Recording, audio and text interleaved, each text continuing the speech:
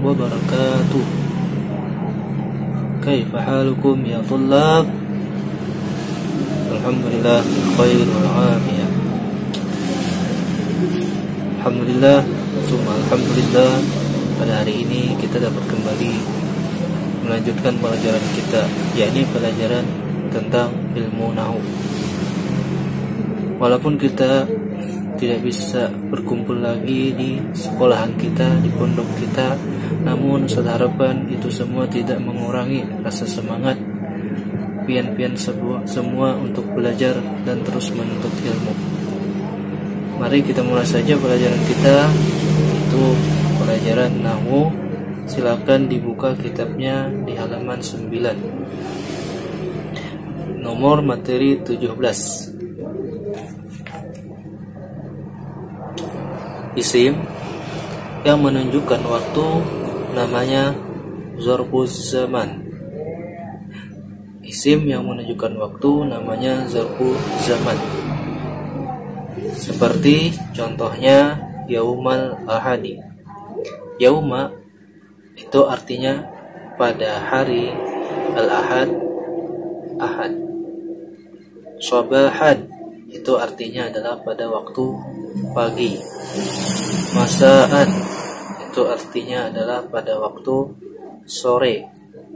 Lailan itu artinya adalah pada waktu malam. Lailatal jumu'ati artinya pada malam Jumat. Sedangkan yang menunjukkan tempat namanya zarfu makan. Sedangkan yang menunjukkan tempat namanya zarfu makan. Contohnya seperti fauqa artinya di atas. Tahta artinya di bawah. Wara'a artinya di belakang. Amama artinya di depan. Dan hukum keduanya, maksudnya hukum zarf zaman dan zarf makan, adalah harus pakai fathah atau mansub. Seperti contohnya yal'abul auladu al-qurrata yaumal jumu'ati. Sedang bermain oleh anak-anak akan bola pada hari Jumat. Contoh kedua, yaqumul ustazu amamal auladi. Sedang berdiri oleh ustaz di depan anak-anak. Dimana telah kita baca tadi di dalam kitab bahwa zarf itu terbagi dua. Pertama namanya zarfuz zaman, yang artinya adalah isim yang menunjukkan waktu. Dan kedua namanya adalah zarful makan, artinya adalah isim yang menunjukkan tempat. Satu, isim-isim yang termasuk zarfuz zaman adalah sebagai berikut. Di sini Ustaz tuliskan ada 8. 1. Sabahan, artinya pada waktu pagi. 2. Masaan, pada waktu sore. 3. Lailan, pada waktu malam. 4. Abadan, artinya selamanya. Al-yauma artinya pada hari ini. Qabla artinya sebelum. Ba'da artinya sesudah. Yaumal ahadi artinya pada hari Ahad. Kemudian yang saya sebutkan lagi, kedua, isim-isim yang termasuk zarful makan adalah sebagai berikut. Di sini Ustaz tuliskan ada 8. Pertama, amama artinya di depan. Kedua, wara'a artinya di belakang. Ketiga, fauqa artinya di atas. Keempat, tahta artinya di bawah. Kelima, inda artinya di samping. Keenam, huna artinya di sini. Ketujuh, hunaka artinya di sana. Ma'a artinya beserta. Perhatian, ini yang perlu diingat, jangan sampai lupa. Pertama, A, hukum zarf itu selalu mansub atau baris fathah. Kita bisa lihat contoh-contoh di atas tadi, huruf terakhirnya semuanya berbaris fathah. Kedua, dzarab itu bisa beridhofat dan isim setelah dzarab itu menjadi namanya mudhaf ilaih. Coba kita lihat contoh yang tadi. Ini contoh kalimat dzarab. Contoh pertama, yal'abul auladu al-qurrata yaumal jumu'ati. Yal'abu itu disebut kedudukannya fi'il mudhari, al-auladu itu kedudukannya fa'il, al-qurrata itu kedudukannya maf'ul bih, yauma itu kedudukannya zarfuz zaman. Kita lihati dan perhatikan bahwa yauma itu harokatnya harokat fathah, yaitu mansub.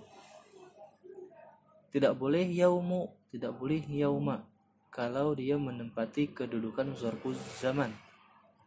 Adapun al-jumu'ati itu kedudukannya mudhafun ilaih. Dan setiap mudhafun ilaih harokatnya harus harokat kasrah atau baris di bawah. Itu sudah kita pelajari pada pelajaran kelas 3 yang telah lewat. Artinya sedang bermain anak-anak akan bola pada hari Jumat. Perhatikan lagi contoh kedua, qama itu fi'il madhi. Al-ustazu itu kedudukannya fa'il. Karena fa'il itu harus pakai dhammah. Kemudian amama itu zarful makan.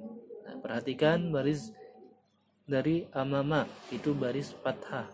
Tidak boleh amami, tidak boleh amamu ketika dia menempati kedudukan zarful makan. Al-fasli itu kembali mudhafun ilaih. Dan harokatnya adalah kasrah. Artinya telah berdiri oleh ustaz di depan kelas. Contoh ketiga, ta'kulul bintu al-khubza qabla adh-dhihabi ilal madrasati. Ta'kulu itu menempati kedudukan fi'il mudhari, al-bintu itu menempati fa'il dan barisnya harus dhammah. Adapun sebabnya dia menjadi fa'il karena berada setelah fa'il. Al-khubza itu maf'ul bih, kedudukannya maf'ul bih dan barisnya harus fathah. Qabla itu kedudukannya zarfuz zaman dan barisnya harus fathah. Tidak boleh qabli, tidak boleh qablu apabila dia menempati zarfuz zaman. Az-zihabi itu kedudukannya mudhafun ilaih dan harokatnya harus kasrah. Kenapa dia menjadi mudhafun ilaih? Karena dia berada setelah kalimat zarfuz zaman. Ila itu termasuk huruf jar dan itu sudah kita pelajari di awal-awal kelas 3 kemarin. Al-madrasati isim majrur dan harokatnya pun harus kasrah juga.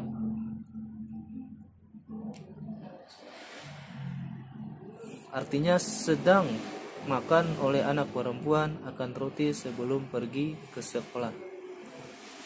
Dan di sini kita bisa menyimpulkan,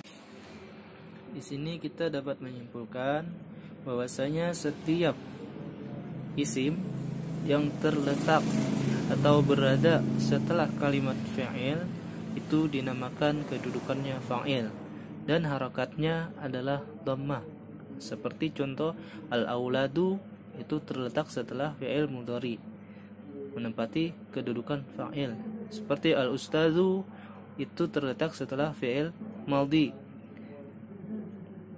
dan barisnya adalah dhammah. Seperti al-bintu itu terletak setelah fi'il mudhari dan kedudukannya itu harus fa'il, barisnya dhammah. Kemudian ada di situ al-qurrata itu menempati maf'ul bih. Arti maf'ul bih seperti yang telah kita pelajari di waktu kelas 3, yaitu adalah setiap isim yang dikenai pekerjaan fa'il. Bermain, sedang bermain anak-anak akan bola. Yang dimainkan adalah bola. Berarti bola itu menempati maf'ul bih. Seperti sedang makan oleh anak perempuan akan roti. yang dimakan itu adalah roti. Berarti roti itu menempati maf'ul bih, dan barisnya pun harus fathah. Kemudian kita lihat yauma, amama, qabla, semuanya itu berbaris fathah. Apa sebabnya? Sebabnya karena dia menempati dzarf zaman dan dzarf makan. Coba kita lihat lagi contoh al-jumu'ati, al-fasli, al-zihabi. Itu barisnya semua adalah kasrah dan kedudukannya mudhafun ilaih. Apa sebabnya? Karena berada setelah dzarf zaman, berada setelah dzarful makan. Kemudian kita lihat al-madrasati, itu barisnya adalah kasrah juga, tetapi bukan mudhafun ilaih. Apa sebabnya? Nah, karena sebabnya sebelumnya ada huruf jar, yaitu ila.